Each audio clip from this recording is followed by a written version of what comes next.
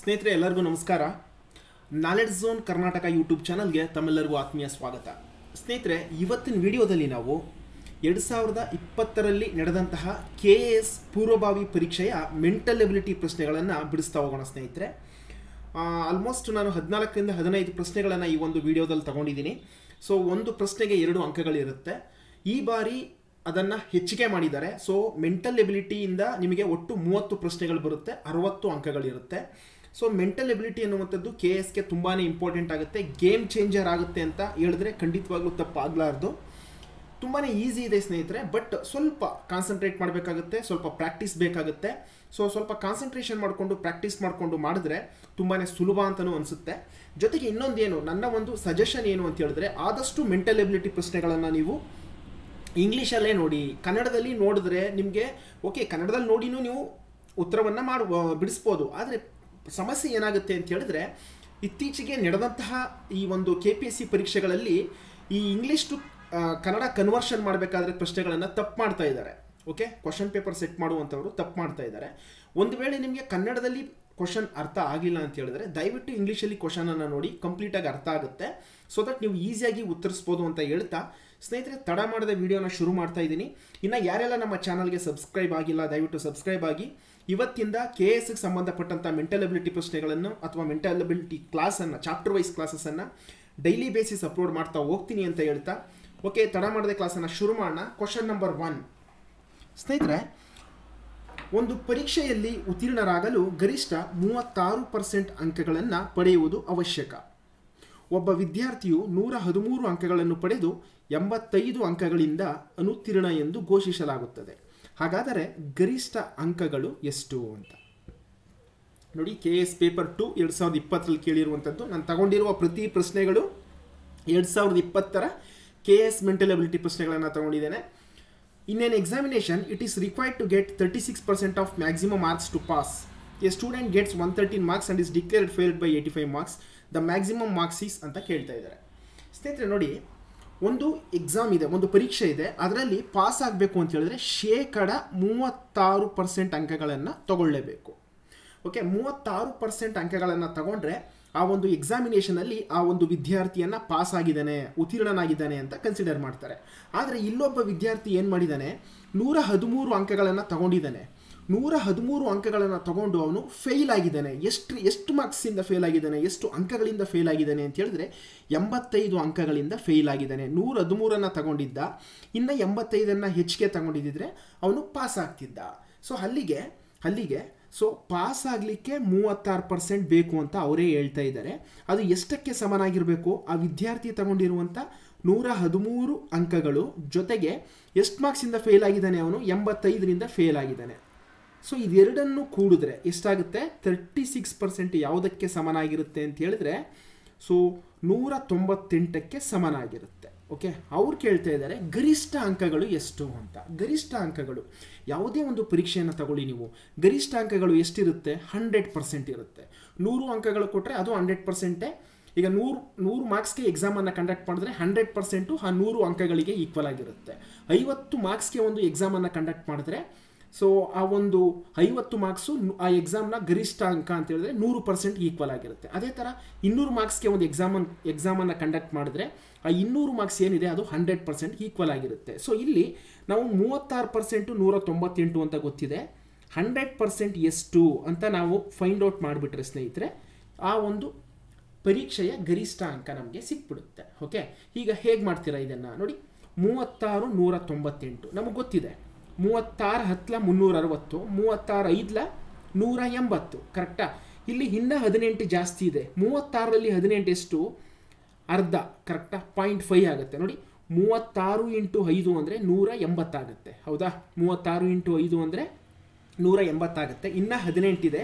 18 36ರ ಅರ್ಧ. ಅಲ್ಲಿಗೆ ಇದು ಏನಾಗ್ತಾ ಇದೆ ನೋಡಿ ಇದು. ಸೊ 36 × 5.5 ಮಾಡಿದ್ರೆ ನಮಗೆ 198 ಸಿಗ್ತಿದೆ. ಇಲ್ಲೂ ಅಷ್ಟೇ ಅದೇ ಥರ. ಸೊ 100 × 5.5 ಮಾಡಿ ಎಷ್ಟು ಬರುತ್ತೆ, 550 ಬರುತ್ತೆ. 550 ಬರುತ್ತೆ. So option 2 is the right answer ಸ್ನೇಹಿತರೆ. ಓಕೆ, 550 ಆ ಒಂದು ಪರೀಕ್ಷೆಯ ಗರಿಷ್ಠ ಅಂಕಗಳಾಗಿರುತ್ತೆ. ಅರ್ಥ ಆಯ್ತಲ್ವಾ? ಕ್ಲಿಯರಾ? ಸೊ 36% 198ಕ್ಕೆ ಸಮನಾಗಿದ್ದರೆ 100% ಎಷ್ಟಕ್ಕೆ ಸಮನಾಗಿರುತ್ತೆ ಅಂತ.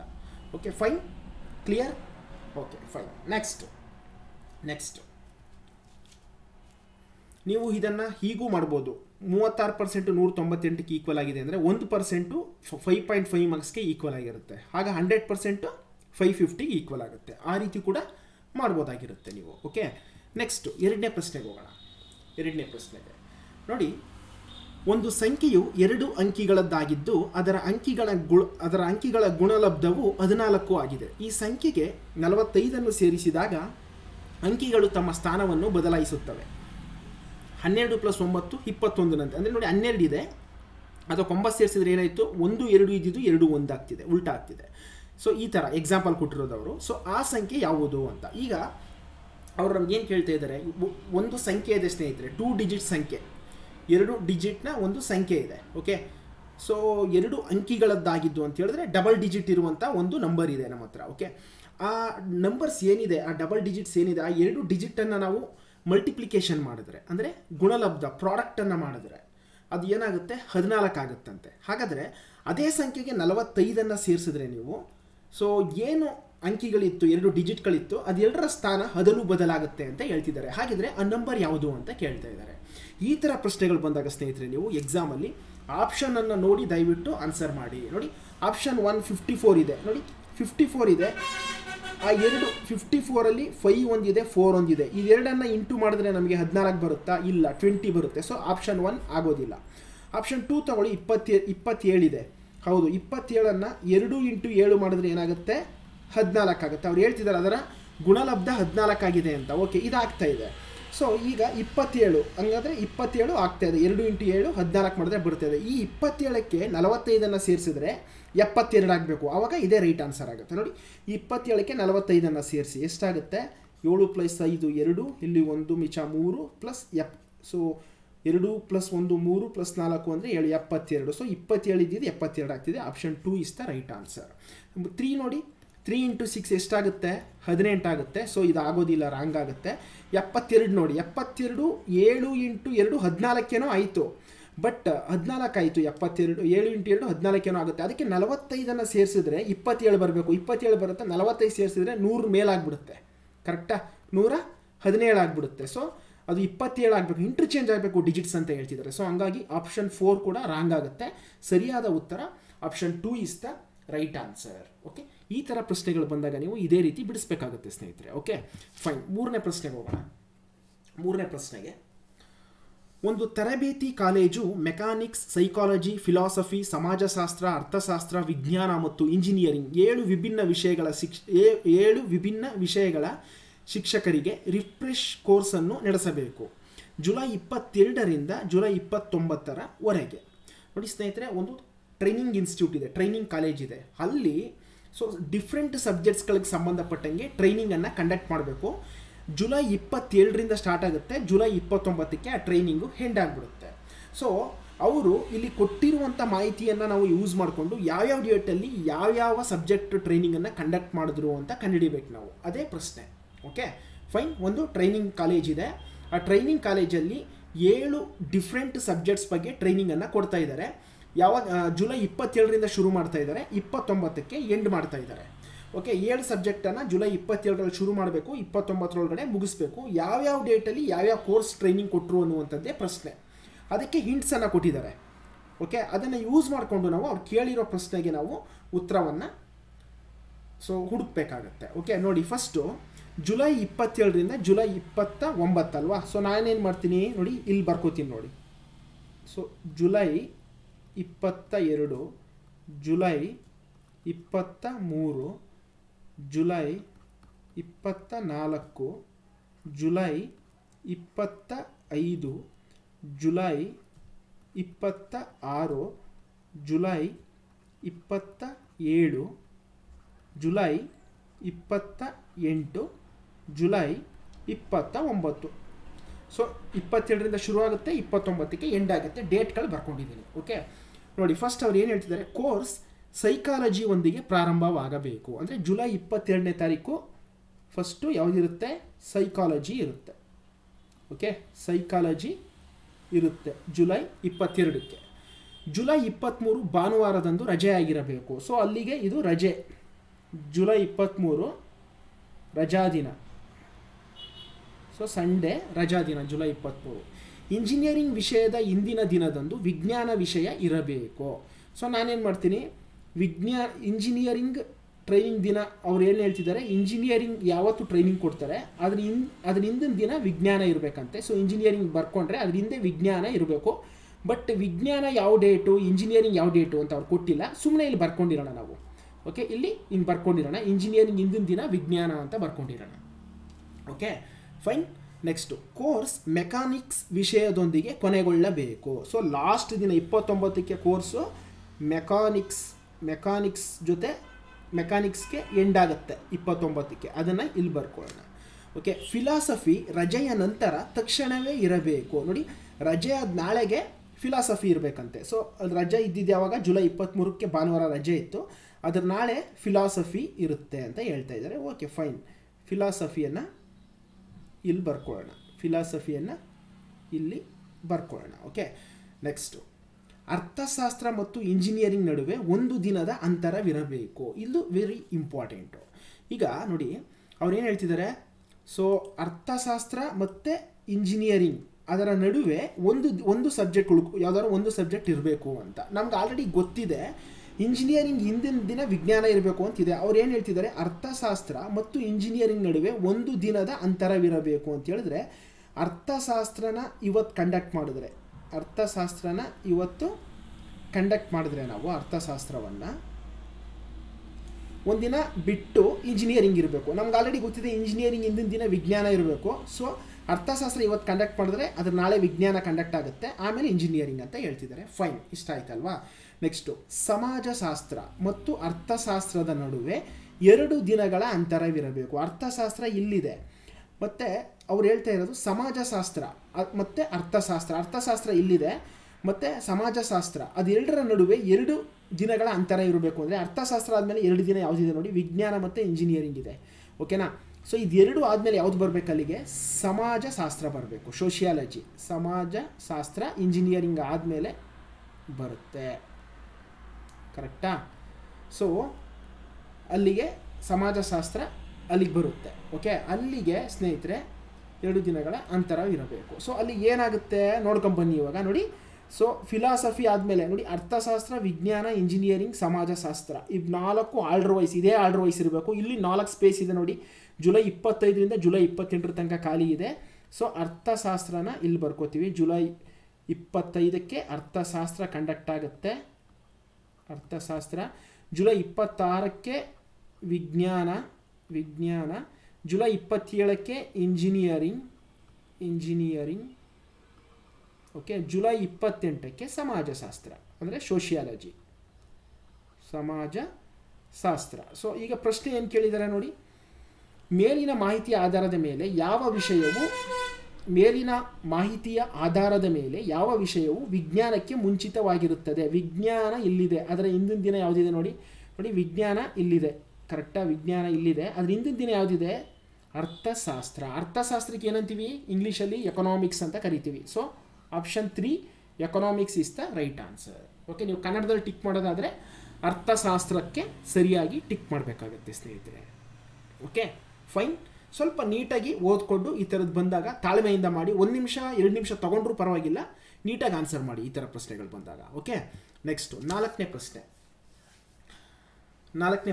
5 ಸ್ನೇಹಿತರು ABCD ಮತ್ತು E ಬೆಂಚ್ ಮೇಲೆ ಕುಳಿತಿದ್ದಾರೆ. ಓಕೆ, ಸೊ ಯಾವ ಕಡೆಗೆ ಫೇಸ್ ಮಾಡಿದ್ದಾರೆ ಏನು ಕೊಟ್ಟಿಲ್ಲ. ನಾವೇನು ಮಾಡೋಣ, ಬೈ ಡಿಫಾಲ್ಟು 5 ಜನ ಫ್ರೆಂಡ್ಸ್ ಇದ್ದಾರೆ. ಓಕೆ, 5 ಜನ ಸ್ನೇಹಿತರಿದ್ದಾರೆ. ನಾರ್ತ್ಗೆ ಅಂದರೆ ಉತ್ತರಕ್ಕೆ ಮುಖ ಮಾಡಿದ್ದಾರೆ, ಈ ಕಡೆಗೆ ಅಂತ ಅನ್ಕೊಬಿಡೋಣ. ಇದು 1 2 3 4 5. ಓಕೆ, 5 ಜನ ಈ ಕಡೆ ನಾರ್ತ್ಗೆ ಫೇಸ್ ಮಾಡಿ ಕೂಳ್ತಿದ್ದಾರೆ ಅಂತ ಅಂದ್ಕೊಳ್ಳೋಣ. ಅವರೇನಾದ್ರು ಡೈರೆಕ್ಷನ್ ಕೊಟ್ಟಿದ್ರೆ ಉತ್ತರಕ್ಕೆ, ಪೂರ್ವಕ್ಕೆ, ಪಶ್ಚಿಮಕ್ಕೆ, ದಕ್ಷಿಣಕ್ಕೆ ಅಂದರೆ ನಾವು ಚೇಂಜ್ ಮಾಡ್ಕೋಬೇಕಾಗಿತ್ತು. ಇಲ್ಲ ಅವ್ರು ಕೊಟ್ಟಿಲ್ಲದೆ ಇರೋದ್ರಿಂದ ನೀವು ಯಾವುದಾದ್ರು ದಿಕ್ಕಿಗೆ ತಗೊಳ್ಳಿ, ಆನ್ಸರ್ ಬರುತ್ತೆ, ತೊಂದರೆ ಇಲ್ಲ. ಓಕೆ, ಈಗ ನಾರ್ತ್ಗೆ ಮುಖ ಮಾಡಿದ್ದಾನೆ ಅಂದರೆ ಅವನು ಎಲ್ಲರೂ ಮೇಲ್ಗಡೆ ಈ ಕಡೆ ಮುಖ ಮಾಡಿದ್ದಾರೆ. ಸೊ ನೋಡಿ, ಈ ವ್ಯಕ್ತಿ ಇಲ್ಲಿ ಕೂತಿರುವಂಥ ವ್ಯಕ್ತಿ ಈ ಥರ ಅಂದರೆ ನಾರ್ತು ಮುಖ ಮಾಡಿದ್ದಾನೆ ಅಂದರೆ ಅವ್ನ ರೈಟ್ ಸೈಡ್ ಇದಾಗಿರುತ್ತೆ, ಲೆಫ್ಟ್ ಸೈಡ್ ಇದಾಗಿರುತ್ತೆ. ಅದೇ ನಾವೇನಾದ್ರು ಸೌತು ಮುಖ ಮಾಡಿದ್ದಾನೆ ಅಂತ ಹೇಳಿದ್ರೆ ಇದು ಅವನ ಎಡಭಾಗ ಆಗ್ತಿತ್ತು, ಇದು ಅವನ ಬಲಭಾಗ ಆಗ್ತಿತ್ತು. ಈ ಕಡೆ ಮುಖ ಮಾಡಿದರೆ ಓಕೆ. ಈಗ ಮೇಲ್ಗಡೆ ಮುಖ ಮಾಡಿರೋದ್ರಿಂದ ಇದು ರೈಟ್ ಸೈಡು, ಇದು ಅವನ ಲೆಫ್ಟ್ ಸೈಡು ನಾರ್ತು ಮುಖ ಮಾಡ್ಕೂತ್ರೆ. ಅದೇ ದಕ್ಷಿಣಕ್ಕೆ ಮುಖ ಮಾಡ್ಕೂತ್ರೆ ಇದು ಲೆಫ್ಟ್ ಸೈಡ್ ಆಗುತ್ತೆ, ಇದು ರೈಟ್ ಸೈಡ್ ಆಗುತ್ತೆ. ಇದೆಲ್ಲ ಬೇಸಿಕ್ಸು. ಐ ಹೋಪ್ ನಿಮಗೆ ಗೊತ್ತಿದೆ ಅಂತ ಅಂದ್ಕೊತೀನಿ. Okay fine. ಸೊ ಈಗ ನಾವು ನಾರ್ತು ಮುಖ ಮಾಡಿರೋದ್ರಿಂದ ಸೊ ಲೆಫ್ಟು ನೋಡಿ, ಪ್ರತಿ ವ್ಯಕ್ತಿಯ ಲೆಫ್ಟ್ ಈ ಸೈಡ್ ಆಗಿರುತ್ತೆ, ಇದು ಪ್ರತಿ ವ್ಯಕ್ತಿಯ ಲೆಫ್ಟು, ಇದು ರೈಟು, ಇದು ಇಲ್ಲೂ ಅಷ್ಟೇ ರೈಟ್ ಇದಾಗಿರುತ್ತೆ, ಈ ವ್ಯಕ್ತಿದು ಲೆಫ್ಟು ಈ ಸೈಡ್ ಆಗಿರುತ್ತೆ. ಇದು ಗೊತ್ತಿರಬೇಕು ಸ್ನೇಹಿತರೆ ನಿಮಗೆ. ಇದು ಗೊತ್ತಿದ್ರೆ ಈ ಲೆಕ್ಕವನ್ನು ಬಿಡಿಸುವಂಥದ್ದು ತುಂಬಾ ಸುಲಭ. ಓಕೆ. ಮತ್ತು ಮೆಂಟಲ್ ಎಬಿಲಿಟಿ ನೀವು ಒಂದೇ ದಿನದಲ್ಲಿ ಕಲಿಯೋಕ್ಕಾಗೋದಿಲ್ಲ, ಡೈಲಿ ಪ್ರಾಕ್ಟೀಸ್ ಮಾಡಬೇಕು. ನಮ್ಮ ಚಾನಲಲ್ಲಿ ಡೈಲಿ ವೀಡಿಯೋಸನ್ನು ಅಪ್ಲೋಡ್ ಮಾಡ್ತಾ ಹೋಗ್ತೀನಿ ಈ KSಗೆ ಸಂಬಂಧಪಟ್ಟಂಗೆ. ದಯವಿಟ್ಟು ಇದನ್ನು ಯುಟಿಲೈಸ್ ಮಾಡ್ಕೊಳ್ಳಿ. ಓಕೆ ನೋಡಿ, 5 ಜನ ಸ್ನೇಹಿತರು ABCD ಮತ್ತು ಈ ಬೆಂಚ್ ಮೇಲೆ ಕುಳಿತಿದ್ದಾರೆ. A B ಪಕ್ಕದಲ್ಲಿ ಕುಳಿತಿದ್ದಾನೆ. ಓಕೆ, A ಮತ್ತು B ಅಕ್ಕಪಕ್ಕ ಇದ್ದಾರೆ, ಬರ್ಕೊಂಡಿರೋಣ. C D ಪಕ್ಕದಲ್ಲಿ ಕುಳಿತಿದ್ದಾರೆ. C ಮತ್ತು D ಅವರು ಅಕ್ಕಪಕ್ಕದಲ್ಲಿ ಕುಳಿತಿದ್ದಾರೆ. It's okay. ಎಲ್ಲಿ ಯಾವ ಜಾಗದಲ್ಲಿ ಅಂತ ಹೇಳ್ತಿಲ್ಲ, ಹಂಗಾಗಿ ನಾನು ಏನು ಬರ್ಕೊತಾ ಇಲ್ಲ. D E ಜೊತೆ ಕುಳಿತಿಲ್ಲ. D ಮತ್ತು E ಕುಳಿತಿಲ್ಲ, ಅವರಿಬ್ಬರು ಅಕ್ಕಪಕ್ಕ ಇಲ್ಲ, ಅದೊಂದು ಹಿಂಟ್ ಕೊಟ್ಟಿದ್ದಾರೆ, ಇರಲಿ. ಈ ಬೆಂಚ್ನ ಎಡ ತುದಿಯಲ್ಲಿ ಕುಳಿತಿದ್ದಾನೆ. Very good. ನೋಡಿ, ಬೆಂಚ್ನ ಎಡ ತುದಿ ಅಂದರೆ ಯಾವುದು ನೋಡಿ, ನಾವು ನಾರ್ತ್ಗೆ ನಾವು ಮುಖ ಮಾಡಿ ಕೂತಿದ್ದಾರೆ ಅಂತ ಹೇಳ್ತಾ ಇದ್ದೀವಿ. ಈ ಬೆಂಚು ನಾರ್ತ್ ಕಡೆಗೆ ಮುಖ ಮಾಡಿದೆ ಅಂತ ಹೇಳಿದ್ರೆ ಸೊ ಇದು ಎಡಭಾಗ ಆಗಿರುತ್ತೆ, ಈ ದಿಕ್ಕು ಎಡಭಾಗ, ಇದು ಬಲಭಾಗ ಆಗಿರುತ್ತೆ. ಕರೆಕ್ಟಾ? ಸೊ ಈ ಬೆಂಚ್ನ ಎಡ ತುದಿಯಲ್ಲಿ ಕುಳಿತಿದ್ದಾನೆ ಅಂದರೆ ಲಾಸ್ಟಲ್ಲಿ ಎಡಗಡೆ ಈ ಕೂತಿದ್ದಾನೆ ಇಲ್ಲಿ ಅಂತ ಆಯಿತು. ಓಕೆ, ಅಲ್ಲಿಗೆ ಇದನ್ನು ಯೂಸ್ ಮಾಡ್ಕೊಂಡಿದ್ದೀವಿ. ಈಗ ನೆಕ್ಸ್ಟು C ಬಲದಿಂದ 2ನೇ ಸ್ಥಾನದಲ್ಲಿ ಕುಳಿತಿದ್ದಾನೆ. ಬಲ ಅಂದರೆ ಈ ಸೈಡು, ಅಲ್ಲಿಂದ 2ನೇ ಸ್ಥಾನ, ಮೊದಲನೇ ಸ್ಥಾನ ಅಲ್ಲ 2ನೇ ಸ್ಥಾನದಲ್ಲಿ C ಕುಳಿತಿದ್ದಾನೆ. ಸೊ ಈ ಪಾಯಿಂಟನ್ನು ಯೂಸ್ ಮಾಡ್ಕೊಂಡಿದ್ದೀವಿ. ಇಲ್ಲಿ ನೋಡಿ, ಎಯು B ಮತ್ತು Eನ ಬಲಭಾಗದಲ್ಲಿ ಕುಳಿತಿದ್ದಾನೆ. ಎ ಎಲ್ಲಿ ಕೂತಿದ್ದಾನೆ? B ಮತ್ತು E. ನೋಡಿ, E ಇಲ್ಲಿದ್ದಾನೆ. ಓಕೆ, E ಮತ್ತು ಇಲ್ಲಿದ್ದಾನೆ. E ಮತ್ತು B ಅವರಿಬ್ಬರ ಬಲಭಾಗದಲ್ಲಿ. ಅಂದರೆ ಸೊ ಇಲ್ಲಂತೂ ಎ ಬರ್ಕೊಳಕ್ಕಾಗಲ್ಲ ನಾವು. ಇಲ್ಲಿ ಬರ್ಕೊಂಡ್ರೆ ಸೀನು ಸೇರ್ಕೊಬಿಡ್ತಾನೆ. ಎ ಇಲ್ಲಿ ಬರೀಲಿಕ್ಕೆ ಚಾನ್ಸೇ ಇಲ್ಲ, ಯಾಕಂದರೆ C ಇನ್ಕ್ಲೂಡ್ ಆಗಿಬಿಡುತ್ತೆ. ಎಡಭಾಗದಲ್ಲಿ ಜಸ್ಟ್ B ಮತ್ತು E ಮಾತ್ರ ಇರಬೇಕಷ್ಟೇ. ಓಕೆ, B ಮಾತ್ರ, E ಬೇರೆ ಯಾರೂ ಇರಬಾರ್ದು. ಸೊ ಅಲ್ಲಿಗೆ ಏನು ಅರ್ಥ ಇದ್ರದ್ದು? ಎಯು B ಮತ್ತು Eನ ಬಲಭಾಗದಲ್ಲಿ ಅಂತ ಹೇಳಿದ್ರೆ E ಆಲ್ರೆಡಿ ಬರ್ಕೊಂಡಿದ್ದೀವಿ, ಇಲ್ಲಿದೆ. ಸೊ ಎ ಇಲ್ಲಿ ಬರುತ್ತೆ ಸ್ನೇಹಿತರೆ, ಎ ಇಲ್ಲಿ ಬರುತ್ತೆ. ಸಾರಿ,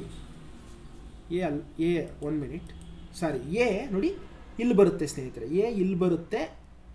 E ಮತ್ತು Bನ ಬಲಭಾಗದಲ್ಲಿ ಎ ಕುಳಿತಿದ್ದಾನೆ. ಓಕೆ, ಸೊ ಇದು ಎಡ ಅಂತ, ಎಲ್ಲಂದರೆ ಎಡ ಅಂತ, ಇದೊಂದನ್ನು ನೆನ್ಪಿಟ್ಕೊಳ್ಳಿ, ವೆರಿ ಇಂಪಾರ್ಟೆಂಟ್ ಅದು. ಓಕೆ, ಸೊ E ಮತ್ತು Bನ ಬಲಭಾಗದಲ್ಲಿದ್ದಾನೆ. ಅಲ್ಲಿ ಇನ್ನೊಂದು ಉಳ್ಕೊಂಡಿದೆ, ABC D ಇಲ್ಲಿ ಉಳ್ಕೊಂಡಿದೆ, Dನ ಇಲ್ಲಿ ಬರೆದುಬಿಡಿ. Okay fine. ಈಗ ನೋಡಿ ಏನು ಪ್ರಶ್ನೆ ಕೇಳಿದ್ದಾರೆ ಅಂತ.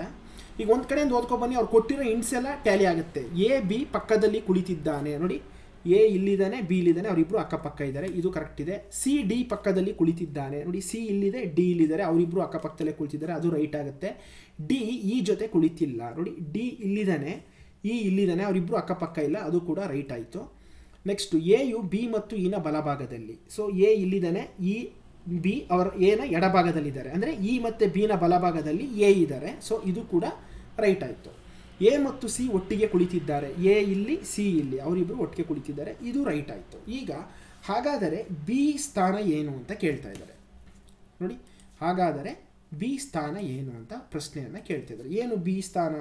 ಎಡ ತುದಿಲಿ B ಇದ್ದಾನೆ, E ಇದ್ದಾನೆ, ಸೊ ಆಗೋದಿಲ್ಲ, ಆಪ್ಷನ್ 1 ರಾಂಗ್ ಆಗುತ್ತೆ. ಬಲತುದಿಲಿ ಯಾರಿದ್ದಾರೆ? D ಇದ್ದಾರೆ, ಅದು ಕೂಡ ರಾಂಗ್ ಆಗುತ್ತೆ. ಬಲದಿಂದ 2ನೇಯವನು, ಬಲ ಅಂದರೆ ಈ ಕಡೆ, ಅಲ್ಲಿಂದ 2ನೇವನು ಯಾರಿರೋದು? C ಇರೋದು, ಸೊ ಇದು ಕೂಡ ಆಗಲ್ಲ. ಅಲ್ಲಿಗೆ ಆಪ್ಷನ್ ಇನ್ನೊಂದು ಉಳ್ಕೊಂಡಿದೆ, ಆಪ್ಷನ್ 4, ಅದೇ ರೈಟ್ ಆಗುತ್ತೆ. ಎಡದಿಂದ 2ನೇಯವನು, ಇದು ಎಡಭಾಗ, ಅಲ್ಲಿಂದ 2ನೇವರು, ಮೊದಲನೇವರು E ಇದ್ದಾರೆ, B 2ನೇ ಸೆಕೆಂಡ್ ಪ್ಲೇಸಲ್ಲಿ ಇದ್ದಾರೆ B.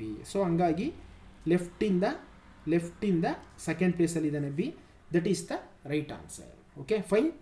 ನೆಕ್ಸ್ಟ್ 5ನೇ ಪ್ರಶ್ನೆಗೆ ಹೋಗೋಣ. ಒಂದು ಕುಟುಂಬವು JKLMN ಮತ್ತು O ಎಂಬ 6 ಸದಸ್ಯರನ್ನು ಒಳಗೊಂಡಿದೆ. ಒಂದು ಕುಟುಂಬ ಇದೆ ಸ್ನೇಹಿತರೆ, 6 ಜನ ಇದ್ದಾರೆ. ಅವ್ರ ಹೆಸರು ಏನು ಅಂದರೆ, ಒಬ್ಬ JKLMNO. ಅದರಲ್ಲಿ 2 ಮದುವೆಯಾದ ದಂಪತಿಗಳಿದ್ದಾರೆ. ಅಂದರೆ ಅಲ್ಲಿಗೆ 2 ಕಪಲ್ಸ್ ಇದ್ದಾರೆ ಅಂತ. ಗಂಡ ಹೆಂಡತಿ ಈ ಥರ 2 ಪೇರಿದೆ ಅಂತ. ಕೆ ವೈದ್ಯರಾಗಿದ್ದಾರೆ, ಕೆ ಅನ್ನುವಂಥವರು ವೈದ್ಯರಾಗಿದ್ದಾರೆ ಮತ್ತು ಎನ್ನ ತಂದೆಯಾಗಿದ್ದಾರೆ. ನೋಡಿ ಎನ್ ಅಂತ ಅಂದ್ಕೊಳ್ಳೋಣ. ಸೊ ಎನ್ನ ತಂದೆ ಯಾರು? ಎನ್ನ ತಂದೆ ಅಂತ ಹೇಳಿದ್ರೆ ಕೆ ಅಂತೆ. ಓಕೆ, ಕೆ ಅಂತೆ. ಅವರೇನು ಕೆ ಏನಾಗಿದ್ದಾರೆ? ವೈದ್ಯರಾಗಿದ್ದಾರೆ. ಅಂದರೆ ವೈದ್ಯ ಅಂತ ಹೇಳಿದ್ರೆ ಡಾಕ್ಟರ್ ಆಗಿದ್ದಾರೆ ಅಂತ. ಸೊ ಅವರು ವೈದ್ಯರಾಗಿದ್ದಾರೆ. ಓಕೆ, ಓನು ಎಲ್ನ ಅಜ್ಜ. Okay fine. ಓ ಏನಾಗಿದ್ದಾನೆ? ಓ ಎಲ್ನ ಅಜ್ಜ. ಸೊ ಎಲ್ಗೆ ಓ ಏನಾಗಬೇಕು? ಅಜ್ಜ ಆಗಬೇಕು. ಓಕೆ, ಅಜ್ಜ ಆಗಬೇಕು. ಮತ್ತು ಗುತ್ತಿಗೆದಾರ. ನೋಡಿ ಓನು ಎಲ್ನ ಅಜ್ಜ ಮತ್ತು ಗುತ್ತಿಗೆದಾರ. ಅವನ ಒಂದು ಕೆಲಸ ಏನು? ಗುತ್ತಿಗೆದಾರ. ಅಂದರೆ ಕಾಂಟ್ರಾಕ್ಟರ್ ಅಂತ ಹೇಳ್ತೀವಲ್ಲ ನಾವು. ಸೊ ಗುತ್ತಿಗೆದಾರ. Okay fine. ನೆಕ್ಸ್ಟು ಎಂ ಎಂಬಾಕೆ ಎನ್ನ ಅಜ್ಜಿ ಮತ್ತು ಗೃಹಿಣಿ. ನೋಡಿ ಎನ್ ಇಲ್ಲಿದ್ದಾನೆ. ಅವರ ಅಜ್ಜಿ ಅಂತ ಹೇಳಿದ್ರೆ ಕೆ ಏನಾಗ್ತಾರೆ? ಆ್ಯಕ್ಚುಲಿ ಕೆ ಎನ್ನ ತಂದೆ ಕೇನ ತಾಯಿ ಆಗ್ತಾರೆ. ಅವರು ಯಾರು? ಕೇನ ತಾಯಿ ಯಾರು? ಎಂ ಎನ್ನುವ ಆಕೆ. ಅವರು ಏನಪ್ಪ ಅಂತ ಹೇಳಿದ್ರೆ ಸೊ ಅಜ್ಜಿಯಾಗಿರ್ತಾರೆ. ಅವರು. ಗುತ್ತಿಗೆದಾರ ಜೊತೆಗೆ ಅಜ್ಜ ಕೂಡ. ಓಕೆ, ಅಜ್ಜ ಕೂಡ. ಸೊ ಇವರು ಕೇಗೆ ಏನಾಗಬೇಕು? ಇವರು ಆ್ಯಕ್ಚುಲಿ ತಾಯಿ ಆಗಬೇಕು ಆವಾಗ. ಕರೆಕ್ಟಾ? ತಾಯಿ ಆಗಬೇಕು. ಮತ್ತು ಇವರು ಅಜ್ಜಿ ಏನಾಗಿರ್ತಾರೆ ಅಂತ ಹೇಳಿದ್ರೆ ಗೃಹಿಣಿ ಆಗಿರ್ತಾರೆ. ಓಕೆ, ಎಂ ಅನ್ನುವಂಥ ಅಜ್ಜಿ, ಎಂಬಾಕೆ ಎನ್ನ ಅಜ್ಜಿ ಮತ್ತು ಗೃಹಿಣಿ. ಇವರ ಕೆಲಸ ಏನು? ಗೃಹಿಣಿ ಇವರು. ಓಕೆ, ಗೃಹಿಣಿ. ಗೃಹಿಣಿ ಆಗಿರ್ತಾರೆ. ಗೃಹಿಣಿ ಅಜ್ಜಿ. ಓಕೆ, ಸೊ ನೋಡಿ ಈಗ ಅವ್ರು ಏನು ಹೇಳ್ತಿದ್ದಾರೆ? ಭಾಳ ಸಿಂಪಲಾಗಿ ಅಬ್ಸರ್ವ್ ಮಾಡಬೇಕು ನೀವು. ಈ ಒಂದು 6 ಜನ ಸದಸ್ಯರಲ್ಲಿ 2 ಮದುವೆಯಾದ ದಂಪತಿಗಳಿದ್ದಾರೆ ಅಂತ. ನೋಡಿ ಇಲ್ಲಿ ಅಜ್ಜಿ ಇದೆ, ಇಲ್ಲಿ ಅಜ್ಜ ಇದ್ದಾನೆ. ಅಂದರೆ ಅಲ್ಲಿಗೆ ಎಂ ಮತ್ತು ಓ ಏನಾಗ್ತಾರೆ? ಗಂಡ ಹೆಂಡ್ತಿರ ಆಗ್ತಾರೆ. ಸೊ ಎಂ ಮತ್ತು ಓ ಇದು ಅಜ್ಜ. ಇಲ್ಲಿ ಬರ್ಕೊಳ್ಳಿ, ಅಜ್ಜನ್ನ ಇಲ್ಲಿ ಬರ್ಕೊಳ್ಳಿ. ಓಕೆ, ಮತ್ತು ಅವ್ನು ಕಾಂಟ್ರಾಕ್ಟ್ ಮಾಡ್ತಾನೆ ಸಿ ಅಂತ ಬರ್ಕೊಳ್ಳಿ. ಸೊ ಇವರ ಮೊಮ್ಮಗ ಯಾರು? ಎಲ್ಲು. ಅಜ್ಜಿ ಎಮ್ಮರ ಮೊಮ್ಮಗ ಯಾರು? ಎನ್ನು. ಅಂದರೆ ಎನ್ನು ಮತ್ತು ಎಲ್ಲು ಇವರಿಬ್ಬರು ಏನಾಗ್ತಾರೆ ಸ್ನೇಹಿತರೆ? ವಿದ್ಯಾರ್ಥಿಗಳಾಗ್ತಾರೆ. ಅಲ್ಲಿ ಕೊಟ್ಟಿರೋ ಪ್ರಕಾರ ನೋಡಿ, ಕುಟುಂಬದಲ್ಲಿ ಒಬ್ಬ ವೈದ್ಯ, ಒಬ್ಬ ಗುತ್ತಿಗೆದಾರ, ಒಬ್ಬ ನರ್ಸ್, ಒಬ್ಬ ಗೃಹಿಣಿ ಮತ್ತು 2 ವಿದ್ಯಾರ್ಥಿಗಳಿದ್ದಾರೆ. ಸೊ ಈ ಎನ್ ಮತ್ತು ಎಲ್ಲು ಇಬ್ಬರು ಮೊಮ್ಮಕ್ಕಳಾಗಿರೋದ್ರಿಂದ ಇವರಿಬ್ಬರು ವಿದ್ಯಾರ್ಥಿಗಳಾದರು. ಓಕೆ, ವಿದ್ಯಾರ್ಥಿಗಳು. ಮತ್ತು ಇನ್ನೊಂದು ಹಿಂಟ್ ಕೊಟ್ಟಿದ್ದಾರೆ ಅದರಲ್ಲಿ, 2 ಮದುವೆಯಾದ ದಂಪತಿಗಳಿದ್ದಾರೆ ಅಂತ. ಒಂದು ಎಂ ಆಯಿತು, ಇನ್ನೊಂದು ಓ. ಎಂ ಮತ್ತು ಓ ಅಜ್ಜ ಅಜ್ಜಿ. ಕೆ ಫಾದರ್ ಆಗಿದ್ದಾನೆ, ಎನ್ನ ಫಾದರು. ಕೇಗೆ ಒಬ್ಬರು ಹೆಂಡತಿ ಇರಲೇಬೇಕಲ್ವಾ? ಕೇನ ಹೆಂಡತಿ ಯಾರಾಗಿರ್ತಾರೆ ಅಂತೇಳಿ ಯಾರು ಬಿಟ್ಟೋಗಿದ್ದಾರೆ ನೋಡಿ? JKLMNO. ಎಲ್ಲು ಎಮ್ಮು ಓ ಕೆ ಎಲ್ಲ ತಗೊಂಡಿದ್ದೀವಿ. ಜೆ ನೋಡಿ, ಜೆ ಮತ್ತು ಕೆ ಇವರಿಬ್ಬರು ಏನಾಗಿರ್ತಾರೆ? ಗಂಡ ಹೆಂಡತಿ ಆಗಿರ್ತಾರೆ. ಓಕೆ, ಮತ್ತೆ ನೋಡಿ ಅಜ್ಜಿ ಗೃಹಿಣಿ, ಅಜ್ಜ ಕಾಂಟ್ರಾಕ್ಟ್ರು. Okay, contractor. ಎಲ್ ಮತ್ತು ಏನು ವಿದ್ಯಾರ್ಥಿಗಳು, ಕೆ ವೈದ್ಯರು. ಅಲ್ಲಿಗೆ ಜೆ ಏನಾಗಿರ್ತಾರೆ? ಜೆ ಇನ್ನೊಂದು ಪ್ರೊಫೆಷನ್ ಉಳ್ಕೊಂಡಿದೆ, ನರ್ಸ್ ಅವರು. ಸೊ ಕ್ವಶನ್ ಏನು ಕೊಟ್ಟಿದ್ದಾರೆ ನೋಡಿ, ಜೆ ಅವರ ವೃತ್ತಿ ಯಾವುದು ಅಂತ ಕೊಟ್ಟಿದ್ದಾರೆ. ಜೆ ಏನಾಗ್ತಾರೆ? ಎಲ್ಲಕ್ಕೂ ಇಂಟು ಕೊಟ್ಟಿದ್ದಾರೆ ಅವರು. ಓ ಗುತ್ತಿಗೆದಾರ, ಎನ್ ಮತ್ತು ಎಲ್ಲೂ ವಿದ್ಯಾರ್ಥಿ ಅಂತ ನಾವೇ ಕಂಡುಹಿಡ್ಕೊಂಡಿದ್ದೀವಿ. ಎಮ್ಮು ಗೃಹಿಣಿ, ಕೆ ವೈದ್ಯ. ಇನ್ನು ಉಳ್ಕೊಂಡ್ರದ್ದು ಒಂದೇ ನರ್ಸು, ಅದೇ. So option 1 is the right answer. Okay, option 1 is the right answer. Simple ಆಗಿದೆ, ಸ್ವಲ್ಪ ಯೋಚನೆ ಮಾಡಬೇಕು. ಈ ಒಂದು ಪ್ರಶ್ನೆಗೆ ಹಿಂಟ್ ಬಂದು ಇದರಲ್ಲಿ 2 ಮದುವೆಯಾದ ದಂಪತಿಗಳಿದ್ದಾರೆ ಅಂತ ಕೊಟ್ಟಿದ್ದಾರೆ. ಅದೇ ಹಿಂಟು ಇಲ್ಲಿ ಅಜ್ಜ ಅಜ್ಜಿ ಅಂತ ಕೊಟ್ಟಿದ್ದಾರೆ. ಸೊ ಎಮ್ಮು ಅಜ್ಜಿ, ಓ ಅಜ್ಜ ಅಂತ ಕೊಟ್ಟಿದ್ದಾರೆ. ಅವರಿಬ್ಬರು ಗಂಡ ಹೆಂಡ್ತಿರಾಗ್ತಾರೆ. ಕೆ ಫಾದರ್ ಅಂತ ಕೊಟ್ಟಿದ್ದಾರೆ. ಫಾದರ್ ಅಂತ ಕೊಟ್ಟ ಮೇಲೆ ಎನ್ ಫಾದರ್ ಕೆ ಆಗಿದ್ಮೇಲೆ ಎನ್ ತಾಯಿ ಒಬ್ರು ಇರಲೇಬೇಕು. ಅವ್ರು ಯಾರು ಅಂತ ಕೊಟ್ಟಿಲ್ಲ. ಸೊ ನಾವು ಎಲ್ಲರೂ ಫಿಲ್ ಆಗುತ್ತೆ. ಜೆ ಒಂದು ಉಳ್ಕೊಳ್ಳುತ್ತೆ. ಜೇನೇ ಕೇನ ಎನ್ನ ತಾಯಿ ಆಗ್ತಾರೆ. ಎನ್ನು ಅಜ್ಜಿಗೆ ಅಜ್ಜಿ ಯಾರಿದ್ದಾರೆ? ಎಮ್ಮು, ಅವರಿಗೆ ಮೊಮ್ಮಗ ಆಗಿರ್ತಾರೆ. ಓಗೆ ಮೊಮ್ಮಗ ಎಲ್ಲಾಗಿರ್ತಾನೆ. ಸೊ ಎಲ್ಲ ತಾತ ಓ ಆಗಿರ್ತಾನೆ, ಎನ್ನ ಅಜ್ಜಿ ಎಮ್ ಆಗಿರ್ತಾರೆ. ಸೊ ಅಲ್ಲಿಗೆ ಎಮ್ ಮತ್ತು ಓ ಇಬ್ಬರು ಗಂಡ ಹೆಂಡತಿ ಆದಮೇಲೆ ಎನ್ ಮತ್ತು ಎಲ್ ಇಬ್ಬರು ಮೊಮ್ಮಕ್ಕಳಾಗಿರ್ತಾರೆ. ಸೊ ಅವರಿಬ್ಬರು ಸ್ಟೂಡೆಂಟ್ಸ್ ಆಗಿರ್ತಾರೆ ಅಂತ ಅರ್ಥ. ಸೊ ಸ್ವಲ್ಪ ಕಾಮನ್ ಸೆನ್ಸ್ ಯೂಸ್ ಮಾಡಿದ್ರೆ ಆನ್ಸರ್ ಮಾಡ್ಬೋದು ಸ್ನೇಹಿತರೆ. ಓಕೆ, ನೆಕ್ಸ್ಟು 36 ವಾಹನಗಳನ್ನು ಒಂದೇ ಸಾಲಿನಲ್ಲಿ ಪಾರ್ಕಿಂಗ್ ಪ್ರದೇಶದಲ್ಲಿ ನಿಲ್ಲಿಸಲಾಗಿದೆ. ಓಕೆ, ಮೊದಲ ಕಾರಿನ ನಂತರ ಒಂದು ಸ್ಕೂಟರ್ ಇದೆ, ಎರಡನೇ ಕಾರಿನ ನಂತರ 2 ಸ್ಕೂಟರ್, ಹಾಗೆ ಮುಂದುವರೆದಲ್ಲಿ ಸಾಲಿನ ದ್ವಿತೀಯ ಅರ್ಧದಲ್ಲಿ ಸ್ಕೂಟರ್ಗಳ ಸಂಖ್ಯೆಯನ್ನು ಲೆಕ್ಕ ಮಾಡಿ ಅಂತ. ಸ್ನೇಹಿತರೆ ನೋಡಿ, ಭಾಳ ಸಿಂಪಲ್ ಆಗಿದೆ ಇದು. ನೋಡಿ, ಪಾರ್ಕಿಂಗ್ ಏರಿಯಾದಲ್ಲಿ ಒಟ್ಟು 36 ವೆಹಿಕಲ್ಸ್ ಇದ್ದಾವೆ. ಓಕೆ, 1 2 3 4 5 6 7 8 9 10 11 12 13 14 15 16 17 18 19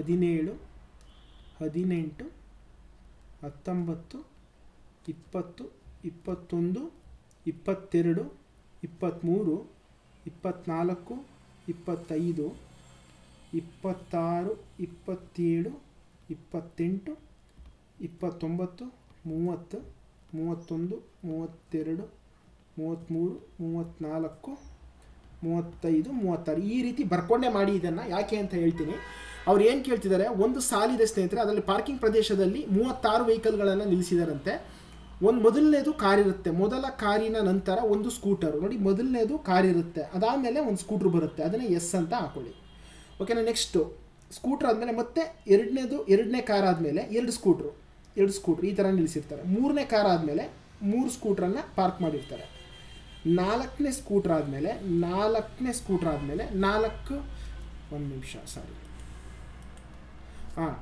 3ನೇ ಕಾರ್ ಆದಮೇಲೆ 3 ಸ್ಕೂಟ್ರ್ ನಿಲ್ಲಿಸಿರ್ತಾರೆ. ಮತ್ತು 4ನೇ ಕಾರ್ ಆದಮೇಲೆ 4 ಸ್ಕೂಟ್ರ್ಗಳನ್ನು ನಿಲ್ಲಿಸಿರ್ತಾರೆ. 3 4 ಮತ್ತು 5ನೇ ಕಾರ್ ಆದಮೇಲೆ 5 ಸ್ಕೂಟ್ರ್ಗಳನ್ನು ನಿಲ್ಲಿಸಿರ್ತಾರೆ.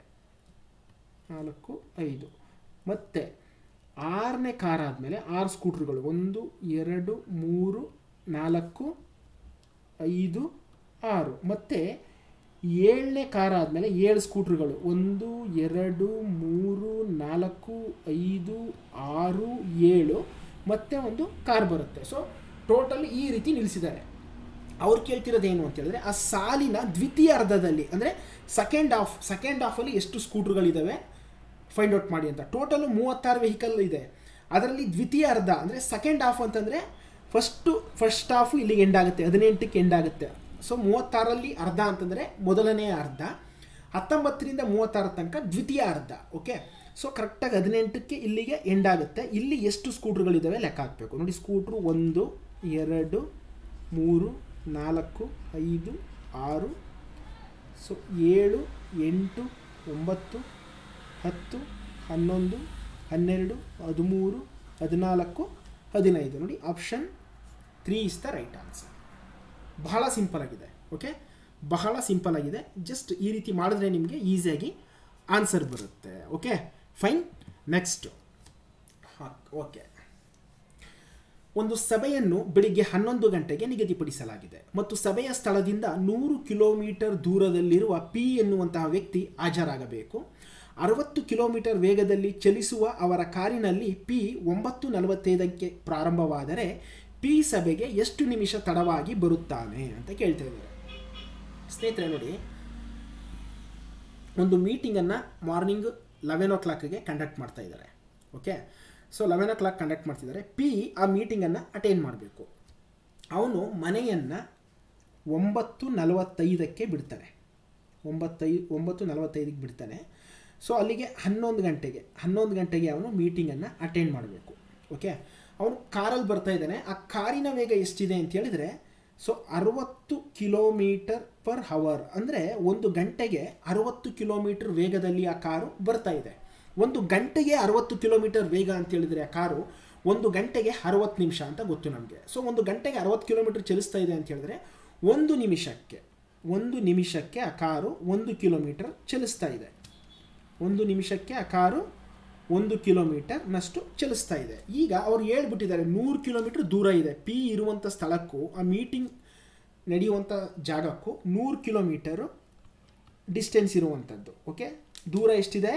100 ಕಿಲೋಮೀಟ್ರ್ ದೂರ ಇದೆ. 1 ನಿಮಿಷಕ್ಕೆ 1 ಕಿಲೋಮೀಟರ್ ವೇಗದಲ್ಲಿ ಆ ವ್ಯಕ್ತಿ ಬಂದರೆ 100 ಕಿಲೋಮೀಟರ್ಗೆ ಎಷ್ಟು ನಿಮಿಷ ಬೇಕು ಅವನಿಗೆ? 100 ನಿಮಿಷ ಬೇಕು. 100 ನಿಮಿಷ ಬೇಕು. 100 ನಿಮಿಷ ಅವನು ಟೈಮ್ ತಗೊಳ್ತಾನೆ. ಈಗ ಅವನು 9:45ಕ್ಕೆ ಮನೆ ಬಿಟ್ಟಿದ್ದಾನೆ. 11 ಗಂಟೆಗೆ ಎಷ್ಟು ನಿಮಿಷ ಇದೆ ನೋಡಿ? 9:45. 10 ಗಂಟೆಗೆ 15 ನಿಮಿಷ ಆಗುತ್ತೆ. 10ಕ್ಕೆ 10ರಿಂದ 11ಕ್ಕೆ 60 ನಿಮಿಷ ಅಂತ ಹೇಳಿದ್ರೆ ಟೋಟಲ್ ಎಷ್ಟು ನಿಮಿಷ ಆಯಿತು? 75 ನಿಮಿಷ ಇದೆ. 9:45ರಿಂದ ಲೈಕ್ 75 ನಿಮಿಷ, 9:45ರಿಂದ 11 ಗಂಟೆಗೆ 75 ನಿಮಿಷ ಇದೆ. ಅವನು 1 ನಿಮಿಷಕ್ಕೆ 1 ಕಿಲೋಮೀಟ್ರ್ ದೂರ ಅಷ್ಟೇ ಕ್ರಮಿಸ್ತಾ ಇರುವಂಥದ್ದು. ಅಲ್ಲಿಗೆ ಅವನು 9:45ಕ್ಕೆ ಬಿಟ್ಟರೆ 11 ಗಂಟೆಗೆ ಅವನು ಎಷ್ಟು ಕಿಲೋಮೀಟ್ರ್ ಚಲಿಸಿರ್ತಾನೆ? 25 ಕಿಲೋಮೀಟ್ರ್ ಚಲಿಸಿರ್ತಾನೆ. ಓಕೆ, ಇನ್ನು ಉಳ್ಕೊಂಡಿರೋದು ಕಿಲೋಮೀಟ್ರ್ ಎಷ್ಟು? 100ರಲ್ಲಿ 75 ಕಿಲೋಮೀಟ್ರ್ ಮಾತ್ರ ಕವರ್ ಮಾಡೋಕ್ಕಾಗುತ್ತೆ. ಅವನು 11 ಗಂಟೆ ಟೈಮ್ಗೆ ಅವನು ಜಸ್ಟ್ 75 ಕಿಲೋಮೀಟ್ರ್ ಮಾತ್ರ ಕ್ರಮಿಸಿರ್ತಾನೆ. ಇನ್ನು ಉಳ್ಕೊಂಡಿರೋದು 25 ಕಿಲೋಮೀಟ್ರ್ ಇದೆ. ಸೊ ಆ 25 ಕಿಲೋಮೀಟ್ರನ್ನ ಚಲಿಸಲಿಕ್ಕೆ ಅವನು ಎಷ್ಟು ಟೈಮ್ ತೊಗೋಬೇಕು? ಇನ್ನೂ ಎಷ್ಟು ಟೈಮ್ ಬೇಕಾಗುತ್ತೆ 25 ಕಿಲೋಮೀಟ್ರ್ ಚಲಿಸಲಿಕ್ಕೆ? 1 ಕಿಲೋಮೀಟ್ರಿಗೆ 1 ನಿಮಿಷ ಅಂತ ಹೇಳಿದ್ರೆ 25 ನಿಮಿಷ ಇನ್ನೂ ಬೇಕು. ಸೊ ಅಂದರೆ ಅಲ್ಲಿಗೆ ಅವನು ಇನ್ನೂ 25 ನಿಮಿಷ ಲೇಟಾಗಿ ಹೋಗ್ತಾನೆ. ಯಾವುದಕ್ಕೆ? ಸಭೆಗೆ. ಸೊ ಆಪ್ಷನ್ 3 25 ನಿಮಿಷಗಳು is the right answer. So ಕರೆಕ್ಟಾಗಿ 9:45ಕ್ಕೆ ಮನೆ ಬಿಡ್ತಾನೆ. 11 ಗಂಟೆ ಟೈಮ್ಗೆ 75 ಕಿಲೋಮೀಟ್ರ್ ಅಷ್ಟೇ ಅವನು ಕ್ರಮಿಸ್ಲಿಕ್ಕೆ ಸಾಧ್ಯ. ಅದು 100 ಕಿಲೋಮೀಟ್ರ್ ಇದೆ ಡಿಸ್ಟೆನ್ಸು. ಇನ್ನು 25 ಕಿಲೋಮೀಟ್ರ್ ಉಳ್ಕೊಳ್ಳುತ್ತೆ.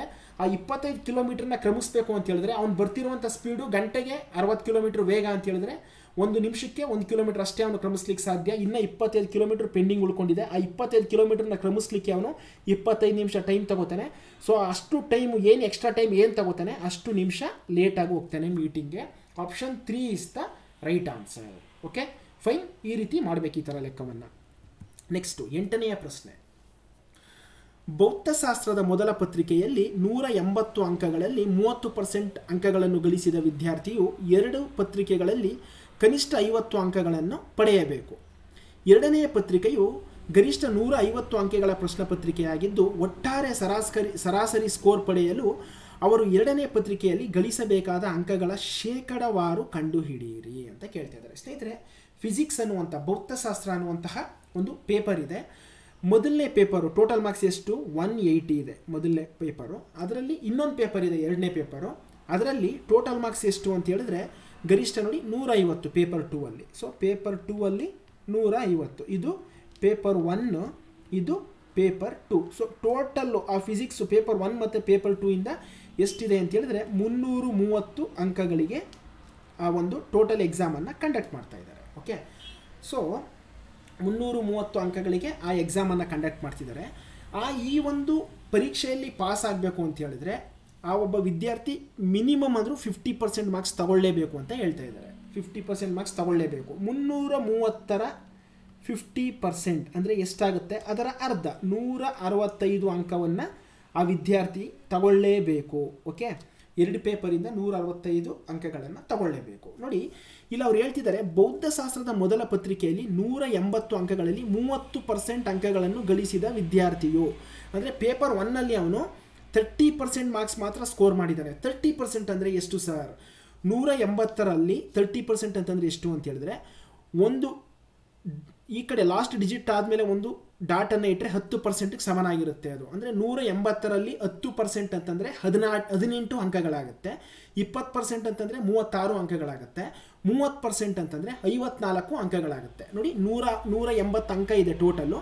ಅದರದ್ದು 30% ಅಂತಂದರೆ 54 ಅಂಕ ಆಯಿತು. ಅಂದರೆ ಆ ವಿದ್ಯಾರ್ಥಿ 165 ಸ್ಕೋರ್ ಮಾಡಬೇಕು. ಹೌದಾ? 165 ಸ್ಕೋರ್ ಮಾಡಬೇಕು. ಅದರಲ್ಲಿ ಪೇಪರ್ 1ನಲ್ಲಿ 30% ಆಫ್ 180 ಅಂಕಗಳು ಏನಿದೆ ಟೋಟಲ್ ಮಾರ್ಕ್ಸು ಅದರಲ್ಲಿ 30% ಸ್ಕೋರ್ ಮಾಡಿದ್ದಾನೆ. 180ಯ 30% ಅಂತಂದರೆ ಎಷ್ಟು? 54. ಸೊ 54 ಅಂಕಗಳನ್ನು ಅವನು ಪೇಪರ್ 1ನಲ್ಲಿ ಸ್ಕೋರ್ ಮಾಡಿದ್ದಾನೆ. ಅದನ್ನು ಮೈನಸ್ ಮಾಡಿ.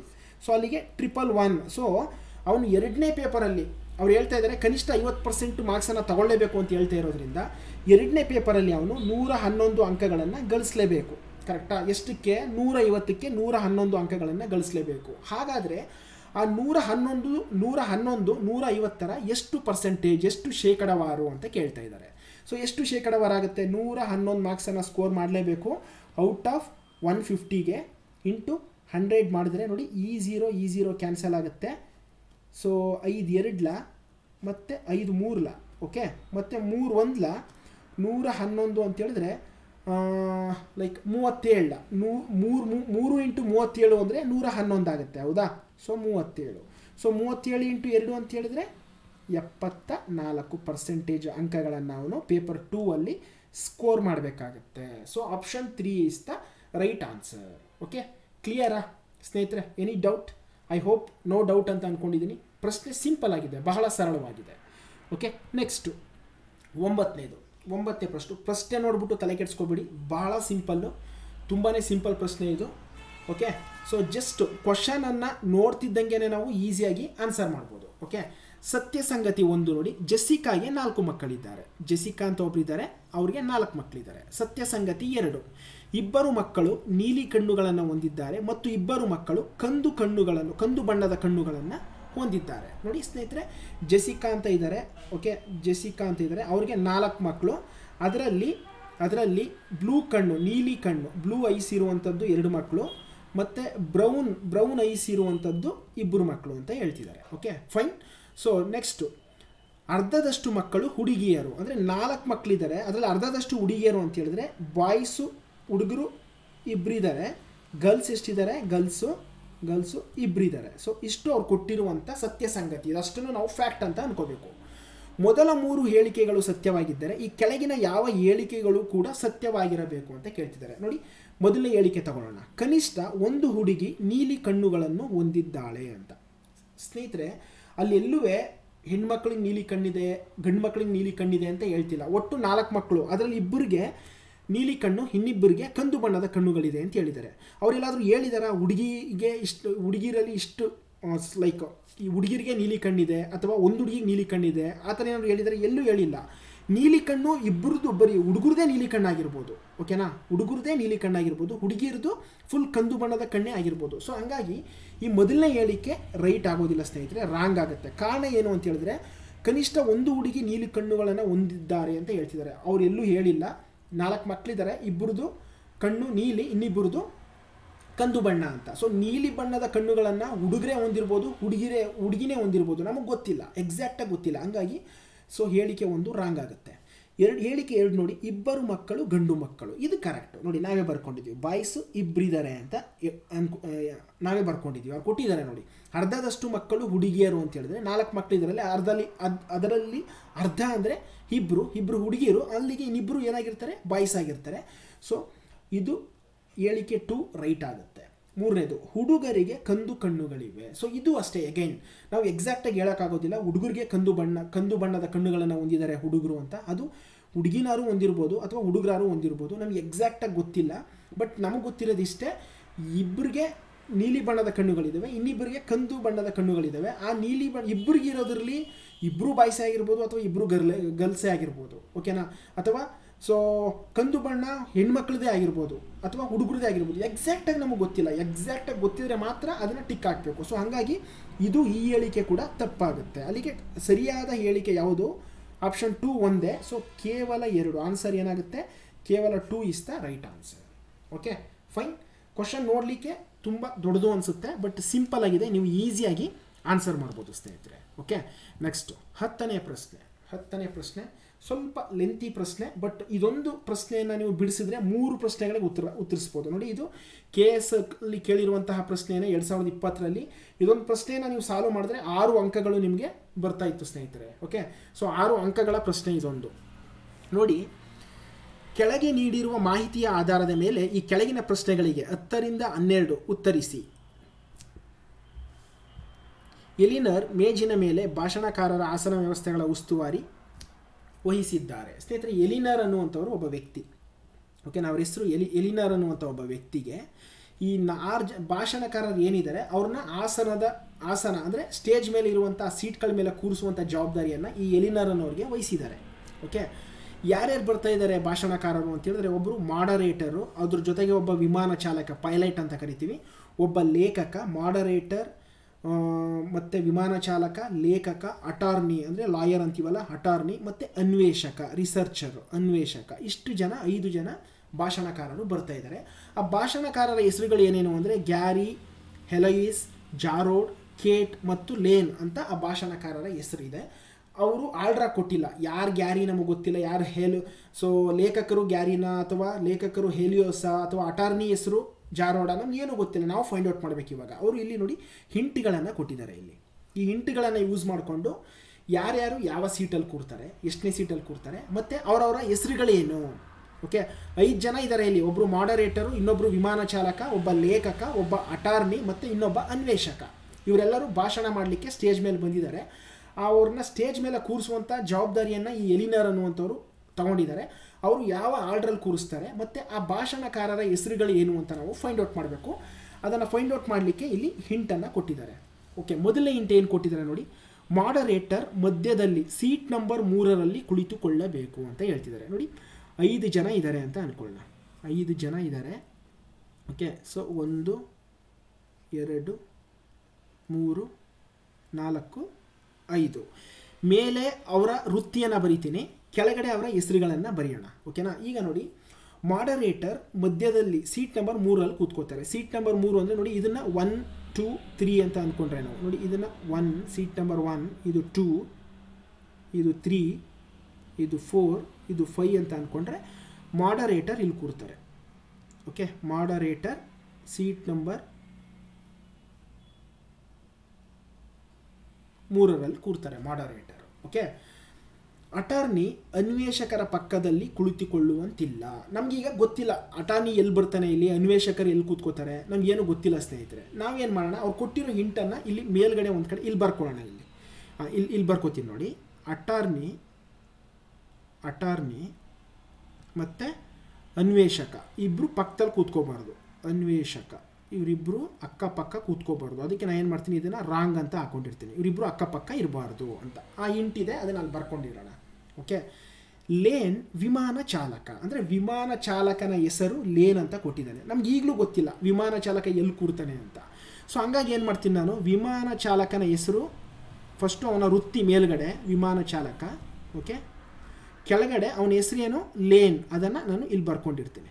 ಓಕೆ, ಸೊ ಇಲ್ಲಿ ಬರ್ಕೊಂಡಿರ್ತೀನಿ. ಆ ಹಿಂಟನ್ನು ನೋಡಿ ಇಲ್ಲಿ ಬರ್ಕೊಂಡಿರೋಣ ಬಿಡಿ, ಹಿಂಟ್ಗಳನ್ನು ಇಲ್ಲಿ ಬರ್ಕೊಬಿಡೋಣ. ಇಲ್ಲಿ ಕೆಳಗಡೆ ವಿಮಾನ ಚಾಲಕ.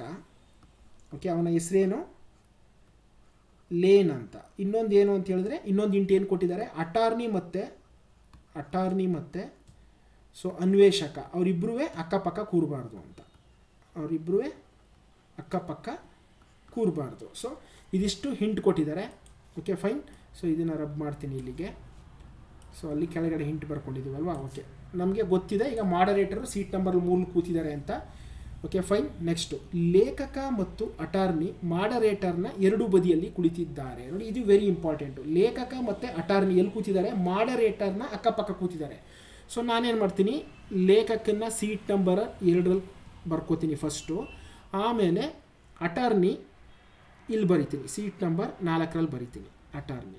ಸ್ನೇಹಿತರೆ, ಇಲ್ಲಿ ಅವ್ರು ಏನು ಹೇಳ್ತಿದ್ದಾರೆ ಅಂತ ಹೇಳಿದ್ರೆ, ಲೇಖಕ ಮತ್ತು ಅಟಾರ್ನಿ ಮಾಡರೇಟರ್ನ ಎರಡು ಬದಿಯಲ್ಲಿ ಕುಳಿತುಕೊಳ್ಳುತ್ತಾರೆ ಅಂತ ಹೇಳ್ತಾರೆ. ಬಟ್ ಮಾಡರೇಟರ್ನ ಎಡಭಾಗದಲ್ಲಿ ಲೇಖಕ ಅಥವಾ ಮಾಡರೇಟರ್ನ ಬಲಭಾಗದಲ್ಲಿ ಅಟಾರ್ನಿ ಅಂತ ಹೇಳ್ತಾನೂ ಇಲ್ಲ ಅವರು, ಅಥವಾ ಮಾಡರೇಟರ್ನ ಎಡಭಾಗದಲ್ಲಿ ಅಟಾರ್ನಿ ಅಥವಾ ಮಾಡರೇಟರ್ನ ಬಲಭಾಗದಲ್ಲಿ ಲೇಖಕ ಅಂತ ಏನು ಹೇಳ್ತಾ ಇಲ್ಲ. ಅವ್ರು ಹೇಳ್ತಿರೋದೇನು, ಲೇಖಕ ಮತ್ತು ಅಟಾರ್ನಿ ನಡುವೆ ಮಾಡರೇಟರ್ ಕುಳಿತುಕೊತಿದ್ದಾನೆ ಅಂತ. ನಾನು ಇಲ್ಲಿ ಫಸ್ಟು ಲೇಖಕನ ಬರೆದಿದ್ದೀನಿ, ಆಮೇಲೆ ಇಲ್ಲಿ ಅಟಾರ್ನಿ ಬರೆದಿದ್ದೀನಿ. ಯಾರಿಗೆ ಗೊತ್ತೋ, ಇಲ್ಲೇ ಅಟಾರ್ನಿ ಕೂತ್ಕೊಂಡು ಇಲ್ಲೇ ಲೇಖಕ ಬರ್ಬೋದು. ಸೊ ಎರಡೂ ಪಾಸಿಬಿಲಿಟೀಸನ್ನು ಬರ್ಕೋಬೇಕು ನಾವು. ಯಾವ ಸರಿ ಆಗುತ್ತೆ ಅದನ್ನು ನಾವು ಇಟ್ಕೊಂಡು ಮತ್ತೊಂದನ್ನು ಡಿಲೀಟ್ ಮಾಡ್ಬೋದು ಕೊನೆಗೆ. ಓಕೆ, ಸೊ ನಾನೇನು ಮಾಡ್ತೀನಿ, ಇಲ್ಲಿ ಲೇಖಕ ಬರೆದಿದ್ದೀನಿ, ಇವಾಗ ಅಟಾರ್ನಿ ಬರೀತೀನಿ. ಇಲ್ಲಿ ಅಟಾರ್ನಿ ಇಲ್ಲಿ ಬರ್ತಾನೆ. ಮಾಡರೇಟರ್ ಅಂತೂ ನಮ್ಗೆ ಗೊತ್ತಿದೆ, ಅವನು ಸೀಟ್ ನಂಬರ್ 2ರಲ್ಲೇ ಇರ್ತಾನೆ.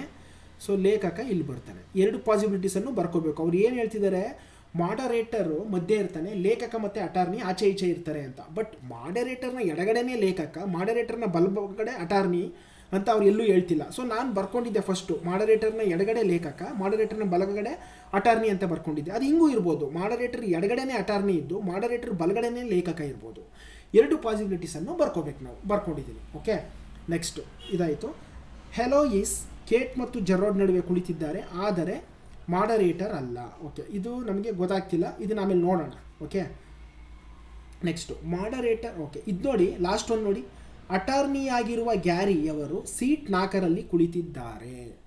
ಓಕೆ, ಅಟಾರ್ನಿಯಾಗಿರುವ ಗ್ಯಾರಿಯವರು ಸೀಟ್ 4ರಲ್ಲಿ ಅಟಾರ್ನಿ ಕೂತ್ಕೋಬೇಕು ಅಂತ. ಅಲ್ಲಿಗೆ ಇದು ಕರೆಕ್ಟು ಸ್ನೇಹಿತರೆ. ನಾವು ಇದು ಬರ್ಕೊಂಡಿದ್ದೀವಲ್ಲ, ಇದು ರಾಂಗು. ಇದನ್ನು ಅಳಿಸಾಕಿ, ಇದನ್ನು ಅಳಿಸಾಕಿ. ಇವಾಗ ಆಪ್ಷನ್ ಇದು ಪಾಸಿಬಿಲಿಟೀಸ್ ಏನು ಬರ್ಕೊಂಡಿದ್ವಿ, ಇದು ರಾಂಗ್ ಆಯಿತು. ಅವರೇ ಹೇಳ್ಬಿಟ್ಟಿದ್ದಾರೆ, ಸೀಟ್ ನಂಬರ್ 4ರಲ್ಲಿ ಅಟಾರ್ನಿ ಕೂತಿರಬೇಕು. ಅವರ ಹೆಸರು ಏನು, ಅಟಾರ್ನಿ ಅವರ ಹೆಸರು ಏನು, ಗ್ಯಾರಿ ಅಂತ ಹೇಳ್ತಿದ್ದಾರೆ. ಇಷ್ಟು ಇವಾಗ ಬರ್ಕೊಂಡಿದ್ದೀವಿ, ಕರೆಕ್ಟಾ? ಈಗ ನೋಡಿ, ನಾವು ನೋಡಿ ಇಲ್ಲಿ ಅಟಾರ್ನಿ ಪಕ್ಕದಲ್ಲಿ ಅನ್ವೇಷಕ ಇರಬಾರ್ದು ಅಂತ ಒಂದು ಹಿಂಟ್ ಬರ್ಕೊಂಡಿದ್ವಿ, ಹೌದಾ? ಅಟಾರ್ನಿ ಪಕ್ಕದಲ್ಲಿ ಅನ್ವೇಷಕ ಇರಬಾರ್ದು ಅಂತ. ಅಲ್ಲಿಗೆ ಅನ್ವೇಷಕ ಇಲ್ಲಿ ಬರಲ್ಲ ಅಂದಮೇಲೆ ಇನ್ನು ಉಳ್ಕೊಂಡಿರೋ ಜಾಗ ಯಾವುದು? Seat number 1. ಸೀಟ್ ನಂಬರ್ 1ನಲ್ಲಿ ಅನ್ವೇಷಕ ಬಂದೇ ಬರ್ತಾನೆ. ಕಾರಣ ಏನು ಹೇಳಿ?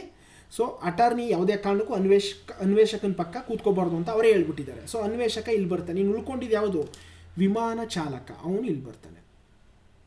ವಿಮಾನ ಚಾಲಕ ಇಲ್ಲಿ ಬರ್ತಾನೆ. ನಮ್ಗೆ ಆಲ್ರೆಡಿ ಗೊತ್ತಿದೆ ವಿಮಾನ ಚಾಲಕನ ಹೆಸರೇನು ಅಂತ. ಲೇನ್ ಅವನ ಹೆಸರು ಲೇನ್.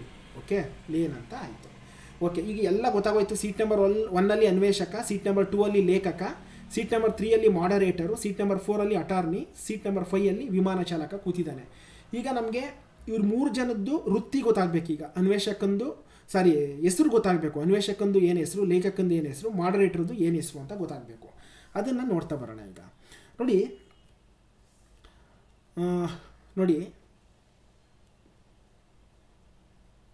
ನೋಡಿ ಹ್ಯಾಲೋಯಿಸ್ ಅನ್ನುವಂಥವರು. ಓಕೆ, ಹ್ಯಾಲೋಯಿಸ್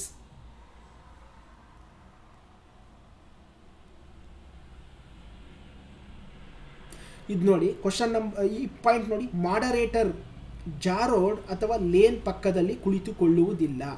ಲೇನ್ ಯಾರು? ವಿಮಾನ ಚಾಲಕ. ಅವ್ರ ಪಕ್ಕದಲ್ಲಿ ಮಾಡರೇಟರ್ ಇದ್ದಾರಾ? ಇಲ್ಲ. ಸೊ ಇದು ಲೇನ್ ಪಕ್ಕದಲ್ಲಿ ಕುಳಿತುಕೊಳ್ಳುವುದಿಲ್ಲ, ಟ್ಯಾಲಿ ಆಯಿತು. ಮಾಡರೇಟರ್ ಜಾರೋಡ್ ಪಕ್ಕನೂ ಕೂತ್ಕೊಳ್ಳಲ್ಲ ಅಂತ ಹೇಳ್ತಿದ್ದಾರೆ. ಜಾರೋಡ್ ಪಕ್ಕನೂ ಮಾಡರೇಟರು ಕೂತ್ಕೊಳ್ಳಲ್ಲ ಅಂತ. ಈ ಲೇಖಕ ಜಾರೋಡ್ ಆಗೋಕ್ಕೆ ಚಾನ್ಸೇ ಇಲ್ಲ. ಇಲ್ಲಿ ಜಾರೋಡ್ ಆಗಿಬಿಟ್ರೆ ಲೇಖಕ, ಮಾಡರೇಟರ್ ಪಕ್ಕನೇ ಬಂದ್ಬಿಡ್ತಾನೆ. ಬಟ್ ಇಲ್ಲಿ ಕೊಟ್ಟಿರೋ ಹಿಂಟ್ ಪ್ರಕಾರ ಮಾಡರೇಟರ್ ಜಾರೋಡ್ ಅಥವಾ ಲೇನ್ ಪಕ್ಕದಲ್ಲಿ ಕುಳಿತುಕೊಳ್ಳುವುದಿಲ್ಲ ಅಂದರೆ ಇನ್ನು ಅನ್ವೇಷಕ ಖಂಡಿತವಾಗ್ಲೂ ಜಾರೋಡ್ ಆಗ್ತಾನೆ ಸ್ನೇಹಿತರೆ. ಅನ್ವೇಷಕ ಜಾರೋಡ್ ಆಗ್ತಾನೆ. ಯಾಕೆ ಹೇಳಿ? ಮಾಡರೇಟರು ಜಾರೋಡ್ ಪಕ್ಕ ಕೂರಂಗಿಲ್ಲ ಅಂತ ಹೇಳ್ತಿದ್ದಾರೆ. ಖಾಲಿ ಇರೋದು ಇನ್ನು 2 ಪ್ಲೇಸು, 1 ಮತ್ತು 2. ಹಂಗಾಗಿ ಲೇಖಕ ಯಾವುದೇ ಕಾರಣಕ್ಕೂ ಜಾರೋಡ್ ಆಗೋಕ್ಕೆ ಚಾನ್ಸೇ ಇಲ್ಲ. ಯಾಕಂದರೆ ಮಾಡರೇಟರ್ ಪಕ್ಕ ಜಾರೋಡ್ ಕೂರೋದಿಲ್ಲ ಅಂತ ಹೇಳ್ತಿದ್ದಾರೆ.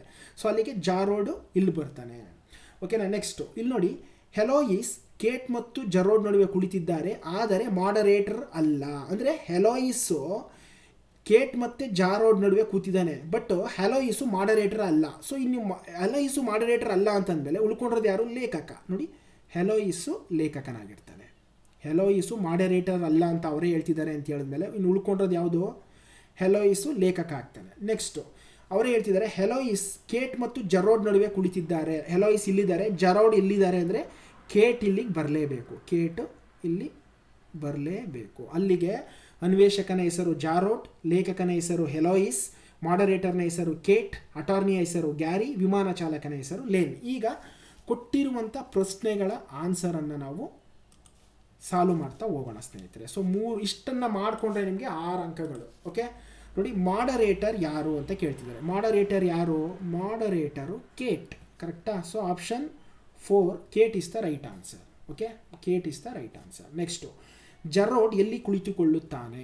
ಜರೋಡ್ ಅನ್ವೇಷಕ. ನೋಡಿ, ಸೀಟ್ ನಂಬರ್ 1ನಲ್ಲಿ ಕೂತ್ಕೋತಾನೆ.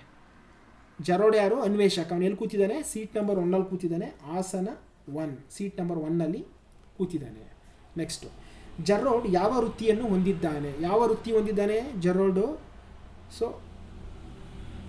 ಸೊ ಎಕ್ಸ್ಪ್ಲೋರರ್ ಅಂದರೆ ಅನ್ವೇಷಕನ ಇಂಗ್ಲೀಷಲ್ಲಿ ಎಕ್ಸ್ಪ್ಲೋರರ್ ಅಂತಾರೆ ಸ್ನೇಹಿತರೆ. ಆಪ್ಷನ್ ಇದನ್ನು ಅನ್ವೇಷಕ ಅಂತ ಮಾಡ್ಕೊಳ್ಳಿ ದಯವಿಟ್ಟು ಕನ್ನಡದಲ್ಲಿ. ಅದು ಇಂಗ್ಲೀಷಲ್ಲಿ ಹಾಗೆ ಕಾಪಿ ಮಾಡಬೇಕಾದ್ರೆ ಹಾಗೆ ಬಂದ್ಬಿಟ್ಟಿದೆ. ಓಕೆ, ಅನ್ವೇಷಕ. ಇಂಗ್ಲೀಷಲ್ಲಿ ಎಕ್ಸ್ಪ್ಲೋರರ್ ಅಂತೀವಿ, ಕನ್ನಡದಲ್ಲಿ ಅನ್ವೇಷಕ ಅಂತೀವಿ. ಸೊ ಜರೋಡ್ ಯಾವ ವೃತ್ತಿಯನ್ನು ಹೊಂದಿದ್ದಾನೆ ಅಂತ ಹೇಳಿದ್ರೆ ಅನ್ವೇಷಕನ ವೃತ್ತಿಯನ್ನು ಹೊಂದಿದ್ದಾನೆ. ಓಕೆ, ಸೊ ಈ ರೀತಿ ಕ್ವಶನ್ ನಂಬರ್ 10 to 12 ನಾವು ಈ ರೀತಿ ಆನ್ಸರ್ ಮಾಡಬೇಕಾಗುತ್ತೆ ಸ್ನೇಹಿತರೆ. ನೋಡಿ, ಇದೊಂದನ್ನು ಆನ್ಸರ್ ಮಾಡಿದರೆ 6 ಅಂಕಗಳು ಸ್ನೇಹಿತರೆ. ಟೋಟಲ್ 6 ಮಾರ್ಕ್ಸ್ ಇದಿಷ್ಟನ್ನು ಆನ್ಸರ್ ಮಾಡಿದರೆ. Okay fine. ನೆಕ್ಸ್ಟು ಸೊ ಕ್ವಶನ್ನ ಇಂಗ್ಲೀಷಲ್ಲೂ ಇಲ್ಲಿ ಕೊಟ್ಟಿದ್ದೀನಿ. ಯಾರಿಗಾದರೂ ನಮಗೆ ಕನ್ನಡದಲ್ಲಿ ಕ್ವಶನ್ ಅರ್ಥ ಆಗಿಲ್ಲ ಅಂದರೆ ಇಂಗ್ಲೀಷಲ್ಲಿ ನೋಡಿಕೊಂಡು ಈಸಿಯಾಗಿ ಮಾಡ್ಬೋದು. ಸೊ ದಯವಿಟ್ಟು ಇದನ್ನು ಸ್ಕ್ರೀನ್ಶಾಟ್ ಮಾಡಿ ಇಟ್ಕೊಳ್ಳಿ, ಸೊ ದಟ್ ನಿಮಗೆ ಈಸಿಯಾಗಿ ಗೊತ್ತಾಗುತ್ತೆ. ಓಕೆ, ಸೊ ಒಂದೇ ಸ್ಲೈಡಲ್ಲಿ ನಾನು ಕನ್ನಡ ಇಂಗ್ಲೀಷ್ ಎರಡನ್ನೂ ಪ್ರಶ್ನೆ ಹಾಕೋಕ್ಕಾಗಲಿಲ್ಲ ಅಲ್ಲಿ, ಅದಕ್ಕೋಸ್ಕರ ಇಂಗ್ಲೀಷ್ ಕ್ವಶನ್ ಇಲ್ಲಿದೆ, ಇದನ್ನು ಸ್ಕ್ರೀನ್ಶಾಟ್ ಮಾಡಿ ಇಟ್ಕೊಳ್ಳಿ. ಓಕೆ, 13ನೇ ಪ್ರಶ್ನೆ ಸ್ನೇಹಿತರೆ. 13ನೇ ಪ್ರಶ್ನೆ, ವಿರುದ್ಧ ದಿಕ್ಕಿನಲ್ಲಿ ಚಲಿಸುವ 2 ರೈಲುಗಳು ಪ್ಲಾಟ್ಫಾರ್ಮ್ನಲ್ಲಿ ನಿಂತಿರುವ ವ್ಯಕ್ತಿಯನ್ನು ಕ್ರಮವಾಗಿ 27 ಸೆಕೆಂಡುಗಳು ಮತ್ತು 17 ಸೆಕೆಂಡುಗಳಲ್ಲಿ ದಾಟುತ್ತವೆ ಮತ್ತು ಅವು 23 ಸೆಕೆಂಡುಗಳಲ್ಲಿ ಪರಸ್ಪರ ದಾಟುತ್ತವೆ. ಅವುಗಳ ವೇಗಗಳ ಅನುಪಾತ ಡ್ಯಾಶ್ ಆಗಿದೆ ಅಂತ ಕೇಳ್ತಿದ್ದಾರೆ. ಸೊ ಇದು ಕೂಡ KS ಪೇಪರಲ್ಲಿ ಕೇಳಿರುವಂಥ ಪ್ರಶ್ನೆ ಸ್ನೇಹಿತರೆ. ನೋಡಿ, ಒಬ್ಬ ವ್ಯಕ್ತಿ ಪ್ಲಾಟ್ಫಾರ್ಮಲ್ಲಿ ಇಲ್ಲಿ ನಿಂತಿದ್ದಾನೆ. ಓಕೆ, ಒಂದು ಟ್ರೈನು ಅವನನ್ನು ದಾಟಲಿಕ್ಕೆ, ಅಂದರೆ ನೋಡಿ ಇದು ಟ್ರೈನ್ ಅಂತ ಅಂದ್ಕೊಳ್ಳಿ, ಇಲ್ಲಿ ಸ್ಟಾರ್ಟ್ ಆಗುತ್ತೆ ಫಸ್ಟ್ ಆ ವ್ಯಕ್ತಿನ ಇಲ್ಲಿ ಬಂದಾಗ ಟ್ರೈನು ಸ್ಟಾರ್ಟ್ ಆಗುತ್ತೆ ಅವನ್ನ ಪಾಸ್ ಮಾಡಲಿಕ್ಕೆ, ಕೊನೆವರೆಗೂ ಅದು ಕೊನೆಗೆ ಬಂದಾಗ ಪಾಸ್ ಆಗಿದೆ ಅಂತ ಟ್ರೈನು. ಸೊ ಇಲ್ಲಿ ಸ್ಟಾರ್ಟ್ ಆಗಿ ಇಲ್ಲಿ ಎಂಡ್ ಆಗಬೇಕು ಆ ವ್ಯಕ್ತಿ ಇಲ್ಲಿದ್ದಾನೆ ನೋಡಿ, ಒಬ್ಬ ವ್ಯಕ್ತಿ ಇಲ್ಲಿದ್ದಾನೆ ಅಂತ ಹೇಳಿದ್ರೆ ಟ್ರೈನು ಇಲ್ಲಿ ಸ್ಟಾರ್ಟ್ ಆಗಿ ಈ ಕಡೆಗೆ ಹೋಗುತ್ತೆ, ಅಂದರೆ ಈ ಟ್ರೈನ್ ಉದ್ದ ಎಷ್ಟಿದೆ ಅದು ಅಷ್ಟು ಆ ವ್ಯಕ್ತಿನ ಪಾಸ್ ಆಗಿರಬೇಕು. ಸೊ ಆವಾಗ ಆ ವ್ಯಕ್ತಿಯನ್ನು ಆ ಟ್ರೈನು ಪಾಸ್ ಆಗಿದೆ, ಆ ಟ್ರೈನ್ ಉದ್ದ ಏನಿದೆ ಅಷ್ಟು ಆ ವ್ಯಕ್ತಿಯನ್ನು ಪಾಸ್ ಮಾಡ್ಕೊಂಡು ಮುಂದೆ ಹೋಗಿರಬೇಕು. ಅದು ಆವಾಗ ಲೈಕ್ ಎಷ್ಟು ಟೈಮಲ್ಲಿ ಆ ವ್ಯಕ್ತಿಯನ್ನು ಅದು ಪಾಸ್ ಆಗಿದೆ ಅಂತಂದರೆ ಆ ಟ್ರೈನ್ ಉದ್ದ ಏನಿದೆ ಅಷ್ಟು ಆ ವ್ಯಕ್ತಿಯನ್ನು ದಾಟಿ ಹೋಗಿರಬೇಕು. ಸೊ ಲೈಕ್ ಎಷ್ಟು ಟೈಮನ್ನು ತಗೊಂಡಿದೆ ಈ ಥರ ಆ ವ್ಯಕ್ತಿಯನ್ನು ಲೈಕ್ ಪಾಸ್ ಮಾಡಲಿಕ್ಕೆ ಅನ್ನೋದ್ರ ಬಗ್ಗೆ ಮಾಹಿತಿ ಕೊಡ್ತಾ ಇದ್ದಾರೆ ನೋಡಿ. ಓಕೆ, ಒಬ್ಬ ವ್ಯಕ್ತಿ ಇಲ್ಲಿ ನಿಂತಿದ್ದಾನೆ, ಅವನನ್ನು ಟ್ರೈನು ಪಾಸ್ ಮಾಡಿದೆ, ಒಂದು ಟ್ರೈನು ಈ ಡೈರೆಕ್ಷನಲ್ಲಿ ಹೋಗುವಂಥ ಟ್ರೈನು ಪಾಸ್ ಮಾಡಿದೆ. ಅದೇ ಥರ ಈ ಕಡೆ ಡೈರೆಕ್ಷನಲ್ಲಿ ಬರುವಂಥ ಟ್ರೈನು ಕೂಡ ಆ ವ್ಯಕ್ತಿಯನ್ನು ಪಾಸ್ ಮಾಡಿದೆ, ಎರಡು ಆಪೋಸಿಟ್ ಡೈರೆಕ್ಷನಲ್ಲಿ ಬರ್ತಿದ್ದಾವೆ. ಓಕೆ, ಇದನ್ನು ಟ್ರೈನ್ ಎ ಅಂತ ಅಂದ್ಕೊಳ್ಳೋಣ. ಇದು ಎಷ್ಟು ಟೈಮ್ ತಗೊಂಡಿದೆ?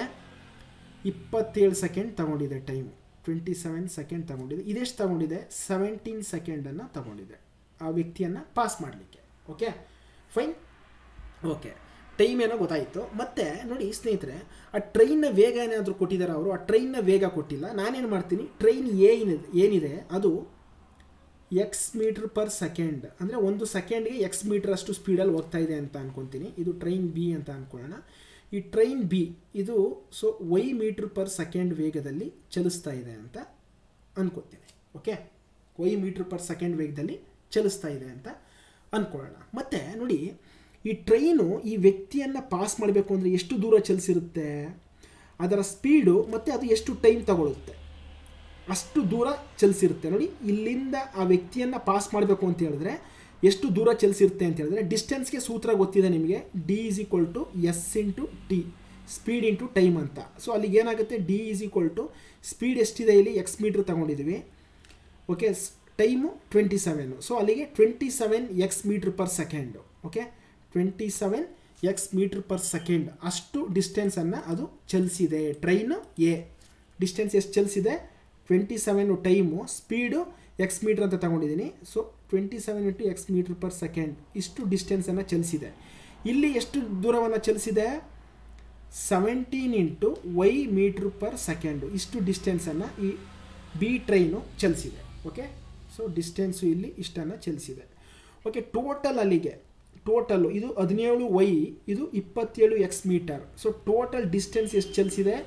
27 plus 27 X plus 17 y metre ಇಷ್ಟು ಡಿಸ್ಟೆನ್ಸನ್ನು ಆ ಟ್ರೈನು ಚಲಿಸಿದ್ದಾವೆ.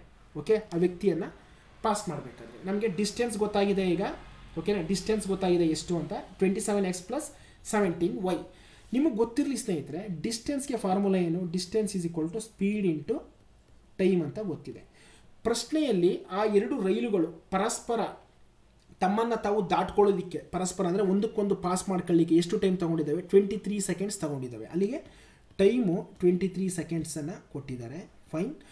ಜೊತೆಗೆ ಸ್ಪೀಡ್ ಬೇಕು ನಮಗೆ. ಈಗ ಸ್ಪೀಡ್ ಅಂತಂದರೆ ಏನು? ಈಗ ಎರಡು ಟ್ರೈನ್ಗಳು ವಿರುದ್ಧ ದಿಕ್ಕಿನಲ್ಲಿ ಹೋಗ್ತಾ ಇದ್ದಾವೆ ಅಂತ ಹೇಳಿದ್ರೆ, ಆ ಎರಡು ಟ್ರೈನ್ದು ಸ್ಪೀಡ್ ಏನಿರುತ್ತೆ ಅದೆರಡನ್ನು ನಾವು ಕೂಡಿಸ್ಬೇಕು.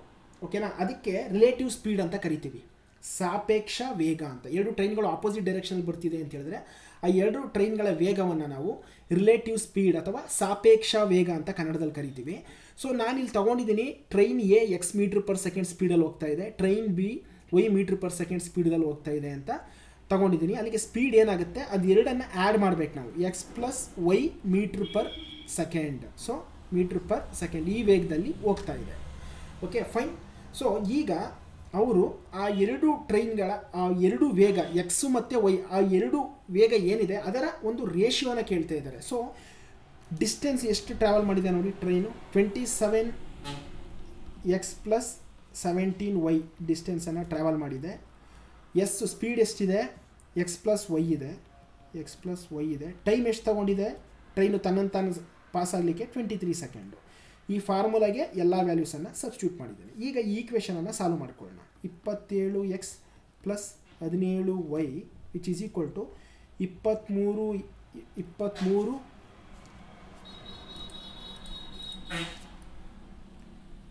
23x ಪ್ಲಸ್ 23y ಆಗುತ್ತೆ. ಕರೆಕ್ಟಾ? y ಆಗುತ್ತೆ. 23x ಇದೆ, ಇಲ್ಲಿ 27x ಇದೆ. ಈ 23xನ್ನು ನೀವು ಲೆಫ್ಟ್ ಸೈಡಿಗೆ ತಗೊಂಡ್ರೆ ಪ್ಲಸ್ ಇದ್ದಿದ್ದು ಮೈನಸ್ ಆಗುತ್ತೆ. ಸೊ ಅಲ್ಲಿಗೇನಾಗುತ್ತೆ, 27x ಮೈನಸ್ 23y ಆಗುತ್ತೆ. ಸಾರಿ, 23x ಆಗುತ್ತೆ. 23x ಆಗುತ್ತೆ ಈಸ್ ಈಕ್ವಲ್ ಟು ಹಾಗೆ ಬರ್ಕೊಳ್ಳೋಣ. ಈ 17y ಲೆಫ್ಟ್ ಹ್ಯಾಂಡ್ ಸೈಡ್ ಇದೆ, ರೈಟ್ ಹ್ಯಾಂಡ್ ಸೈಡ್ ತೊಗೊಂಡ್ರೆ ಮೈನಸ್ ಆಗುತ್ತೆ. ಸೊ 23y ಹಾಗೆ ಬರ್ಕೊಂಡು 17yಯನ್ನು ಈ ಕಡೆ ತಗೋತೀನಿ. ಹಾಗೆ 27ರಲ್ಲಿ 23 ಕಳೆದ್ರೆ ಎಷ್ಟಾಗುತ್ತೆ ಸ್ನೇಹಿತರೆ? 4x ಆಗುತ್ತೆ. ಅದೇ ಥರ 23ರಲ್ಲಿ 17 ಕಳೆದ್ರೆ 6 ಆಗುತ್ತೆ. 6y ಆಯಿತು. ನಮಗೆ ಬೇಕಾಗಿರೋದು x/y ಸ್ಪೀಡು. ಎಕ್ಸ್ ಹಂಗೆ ಬಟ್ಕೊಳ್ಳಿ, ವೈಯನ್ನು ಲೆಫ್ಟ್ ಹ್ಯಾಂಡ್ ಸೈಡ್ ತಗೊಂಡ್ರೆ ಇಲ್ಲಿ ಮಲ್ಟಿಪ್ಲೈ ಮಾಡ್ತಿದೆ, ಡಿವೈಡ್ ಮಾಡುತ್ತೆ, x/y ಆಗುತ್ತೆ. Which is equal to 6/4, 2 3 2 2. So 3/2 x/y is equal to 3/2. ಅದನ್ನು ನಾವು 3:2 ಅಂತ ಬರಿಬೋದು. 3:2 ಅಂತ ಬರಿಬೋದು. Option 2 is the right answer. Option 2 is the right answer. Okay ಸ್ನೇಹಿತರೆ, ಇಲ್ಲಿಗೆ ಈ ಒಂದು ವಿಡಿಯೋನ ಮುಗಿಸ್ತಾ ಇದ್ದೀನಿ. ಐ ಹೋಪ್ ನಿಮಗೆ ಈ ವಿಡಿಯೋ ಹೆಲ್ಪ್ ಆಗಿದೆ ಅಂತ ಅನ್ಕೊತೀನಿ. ನಮ್ಮ ಒಂದು ಯೂಟ್ಯೂಬ್ ಚಾನಲ್ಗೆ ದಯವಿಟ್ಟು ಸಬ್ಸ್ಕ್ರೈಬ್ ಆಗಿ, ಸೊ ದಟ್ ಈ KSಗೆ ಸಂಬಂಧಪಟ್ಟಂಥ ಮೆಂಟಲ್ ಎಬಿಲಿಟಿ ಪ್ರಶ್ನೆಗಳನ್ನು ದಿನನಿತ್ಯ ನಾನು ಬಿಡಿಸ್ತಾ ಹೋಗ್ತೀನಿ ಅಂತ ಹೇಳ್ತಾ, ಸೊ ಯಾರೆಲ್ಲ KSಗೆ ಅಪ್ಲೈ ಮಾಡಬೇಕು ಅಂತ ಅಂದ್ಕೊಂಡಿದ್ದೀರಾ, ಅಪ್ಲೈ ಮಾಡಿದ್ದೀರಾ, ನಿಮ್ಮೆಲ್ಲರಿಗೂ ಆಲ್ ದ ಬೆಸ್ಟ್, ಒಳ್ಳೆಯದಾಗಲಿ.